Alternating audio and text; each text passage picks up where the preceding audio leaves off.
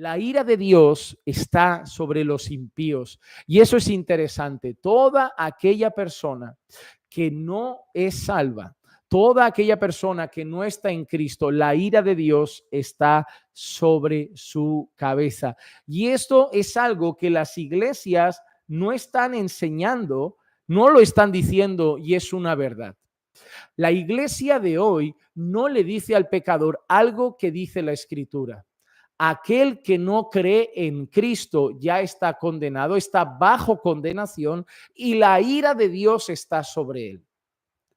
No creer en Cristo, rechazar el mensaje del Evangelio implica no que la ira de Dios un día llegará, sino que la ira de Dios ya está sobre su cabeza. Así lo describe la palabra de Dios. Solamente que esa ira todavía no ha aplastado al pecador. Eso llegará el día del juicio y la condenación eterna. Pero la ira de Dios ya está sobre su cabeza. Es más, todos nosotros teníamos la ira de Dios sobre nuestra cabeza, pero cuando nosotros nos arrepentimos de nuestros pecados y ponemos nuestra fe en el Señor Jesucristo, esa ira ya no está sobre nosotros, porque esa ira fue contada en la cruz, donde nosotros habíamos depositado la fe en Jesús y en su obra en la cruz, y por lo tanto, entonces Jesús cargó con esa ira en nuestro lugar. Pero si nosotros no creemos el Evangelio, no nos arrepentimos de nuestros pecados, no corremos a Cristo para salvación, la ira de Dios ya está sobre nuestras cabezas. El impío debe saber que la ira de Dios está sobre él.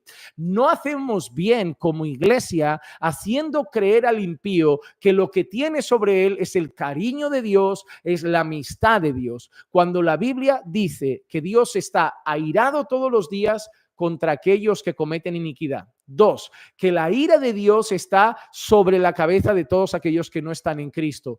3, que el que se constituye amigo del mundo se constituye enemigo de Dios. Por lo tanto, 3 cosas afirma la Escritura en relación a los impíos que están sin Cristo. La primera, que son enemigos de Dios por ser amigos del mundo. La segunda, que están con la ira de Dios sobre sus cabezas. Y la tercera, que Dios está irado cada día contra los que cometen iniquidad. El impío debe saber que necesita urgentemente reconciliarse con Dios y solo es posible por medio de Jesucristo, o de lo contrario, cuando llegue al fin de sus días, toda esa ira caerá sobre él el día del juicio y recibirá la eterna condenación. No hacemos un favor cambiando la versión a una versión más dulce y no bíblica, como si Dios estuviera simpático con todos los que lo odian, lo aborrecen y practican el pecado, porque no es lo que enseñan